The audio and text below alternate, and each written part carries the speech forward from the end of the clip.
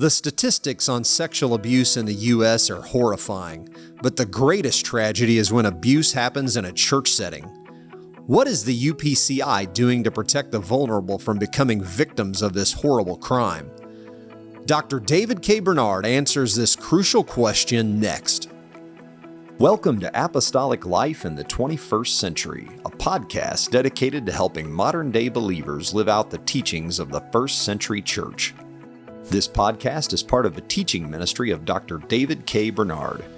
Dr. Bernard has dedicated his life to studying the Bible and helping believers apply its message to their daily lives. In Apostolic Life in the 21st Century, Dr. Bernard answers your questions about what the Bible teaches and how those teachings apply to everyday life. Thank you for joining us for this episode. Today's topic that we want to talk about is very heavy. I'll start by saying that the U.S. Centers for Disease Control estimates that more than half of all women and almost 1 in 3 men will be the victim of some sort of sexual violence during their lifetime. Those are very sobering and sad statistics. And the real travesty is that some of these incidents take place in a church setting, or they're perpetrated by church leaders or by church members. And even worse is when the victim is a minor. Unfortunately, these types of crimes have happened at UPCI churches, or they've been committed by ministers and church leaders. So first of all, I'd like to ask, how widespread is this problem, specifically in the church? And what is the UPCI doing to prevent sexual abuse from happening in our churches? Well, first of all, this is a very important and serious and, as you say, sobering topic. And it's a culture-wide problem. It's a society-wide problem. And the church is not immune. I sometimes use the example that church is like your home. The temperature outside is going to affect the temperature inside. So we can have temperature control inside, but if it's freezing outside or if it's 100 degrees outside, you will tell the difference inside your house, and you'll have to make adjustments accordingly. So unfortunately, the church it comes from society, and the attitudes, the values, the practices, the knowledge or lack of knowledge in the whole society is going to affect the members of the church, and then the ministers are drawn from the members. It's going to affect the ministers. So as we've seen the last few years, every segment of society has had appalling disclosures, from the entertainment industry to the news industry to big business to politics to various denominations. There have been horrendous examples of physical abuse. And of course, the statistics you give probably cover a wide range from sexual harassment to maybe one inappropriate action to ongoing abuse or grooming. So the problem is huge across society, and whether Democrats, Republicans, conservative, liberal, Catholic, Protestant, no atheist or Muslims, nobody is immune from this. Now, that's not a justification for any wrongdoing. We have had to deal with some examples within the church. I will say, I don't mean to say this in any way to trivialize or minimize, but compared to right now, 11,600 credentialed ministers in the UPCI, the number of failures there are, you would expect, just the law of statistics, there would be some failures. But the number of failures specifically in the area of abuse is very small. But it is significant. I mean, one is too many. Plus, with the attention in society and with the availability of social media to communicate, cases of 20, 30, 40, even 50 years ago are now coming to the surface. So we're having to deal with several, not as if there's an extraordinary surge right this minute, but you do have an accumulation of things that for one reason or another were never addressed, either because the victims never felt like could, or they weren't handled properly. Even those, it's not an extraordinary number, but each case is traumatic. And haven't many states eliminated statutes of limitations on these types of crimes? Yes, and also that is also kind of in the secular society as well as the church, this kind of pin-up thing of cases that you couldn't deal with. Now suddenly you can. And that is relevant to the church because our ability as a church to go back 20, 30, 40, 50 years ago and investigate, we can't subpoena witnesses. We don't have detectives. And so in many cases, it becomes one person's word against another in a church setting, whereas the secular society does have subpoena power and investigative power and so forth. And so if the secular society removes the statute of limitations, they can go back, do a much more thorough job than we can. And so I say, by the way, so let me give you some resources, but also let me make another point. Among the ministers, I say it's statistically extremely small. However, there are also cases of lay leaders or just church members. And actually, the majority of cases, it's in the family or step family. So they happen to be going to church, but church is not where the abuser met the abused, or it's not where the abuse was perpetrated, but because they are members of the church, it comes to the attention of the church, and maybe the abuser is somehow involved in some, maybe they're singing in the choir or they're, a parking lot attendant or whatever, so they have some visibility in the church. But the root of most of these actually really is not the church setting, but a family setting. That doesn't mean it's any less horrible, and that doesn't mean the church doesn't need to deal with it. But what I'm saying is it's not a problem created by the church. It is a problem that the church could handle well or not handle well. Now, let me give you some resources. We do have, if you go to upci.org, we do have a page /Safe Church. That gives all kind of resources, and it basically says, if there is criminal conduct, you should go to the legal authorities. So we do not believe in cover-up. And we don't really believe the church is the best place to handle cases of criminal abuse. So we want to cooperate with legal authorities, because they're the ones that are going to have the ability to investigate. And what penalties can we impose? If it's a credential minister, we can take away their credentials, but they could still minister on their own somewhere. And once they're no longer a member of us, we have to be careful of invasion of privacy, even stating a true thing about them in such a way that could harm their reputation or their livelihood. So we're very limited in what we can do. They can go on to another church or another setting, and we can't prevent that. But if the law gets involved, the law can prevent that. So we do recommend, if there's a case of criminal conduct, you should get the law involved. We don't want to cover up. We don't think we can handle it comprehensively. Now, if there's a complaint against a member of a local church that may or may not be criminal, but the pastor is the logical person, or there may be a church board member that is an appropriate person to report. If it involves a credential minister, it should be reported to the district superintendent. And we have a procedure. It's called a judicial procedure. You can file a complaint, and so the district superintendent can explain the proper way to do that. And some people say, well, we have to go through a process. That's not fair. You should just deal with it. Well, in the ideal world, maybe so, but even in the secular system, you have to go through a process, because you have to presume that a person is innocent to proven guilty. And there are cases, every so often I've had to deal with cases of false accusations as verified by the secular system. So I can't just presume a person's guilty.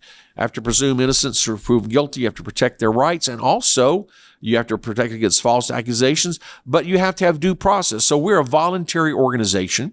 We can't investigate a person's private life, but if they're a credential minister, they have given us consent to follow our own judicial procedure. So if we follow our procedure, we can deal with that person's credentials.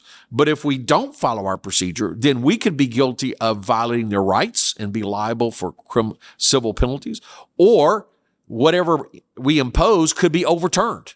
So even though, people say, well, why do we have to go through this writing a formal complaint and signing it and sending it to the district superintendent? Well, we have to have that process, or we're not allowed by law to deal with the situation the way it needs to be dealt with. Okay, so if you go to upc.org /Safe Church, you will see that explanation that I've just described. You will see official position paper of the UPCI, which is also in our manual, available to all ministries. And but it's there on that website. It's called Abuse and Sexual Misconduct. So that is our official position for all forms of abuse and sexual misconduct. We also have an article by me. It's called When Abuse Comes to Church. and it talks in detail what's the proper way to deal with abuse. First of all, how do we prevent a culture of abuse?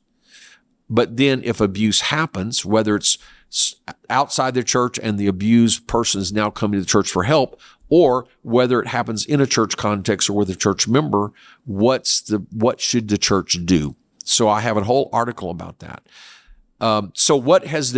And then we have other resources. We have sample policies for churches to implement to help prevent abuse and deal properly with any accusations of abuse. We have some training videos, and we're adding more videos. Some are toward the church, where you can train your volunteer workers and paid workers of the church, the district, camps, Sunday school, children's ministry, youth ministry. We're producing those. We also have some videos for people who have been abused. So we're trying to do both, and we're trying to add. We do have a Safe Church Committee, which if someone wants assistance, they can contact the Safe Church Committee, and we can talk with them about how to respond. For ministers and their families, we do have an endorsed counseling service that it's on its own, but we recommend it, Points of Refuge. And then for everyone, we have an endorsed counseling network, the Center for Apostolic Counseling. These are separate from the UPCI, but endorsed by the UPCI. We also have Helping Hands, where it is a separate foundation, but we have a relationship with them. If someone has been abused in the context of the church and they need counseling, we can refer them and we can sign that this is a legitimate claim, and then that separate foundation can provide counseling. So this is a way that even though the church may not have any responsibility in the legal sense, but because we want to minister to people who have been abused, we have ways of giving them counseling even before there is a legal determination of who's guilty or who's responsible.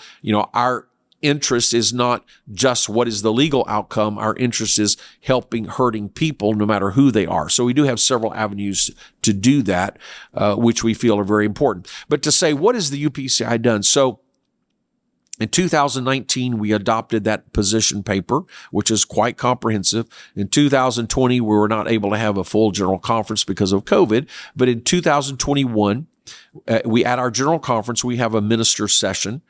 So perhaps you'd have 1,000 ministers there. And so we devoted that whole session to Safe Church and to this presentation of how to prevent abuse and how to deal with abuse. And then in 2021, that article that I mentioned earlier, which was a summary or a transcript of my part of the presentation, that was put in Forward, which is our magazine distributed free to all the ministers in the U.S. and Canada. And so then from there, we have trained our general board and various districts. We're providing training to each district at their request. And so each district is doing its own thing, of course.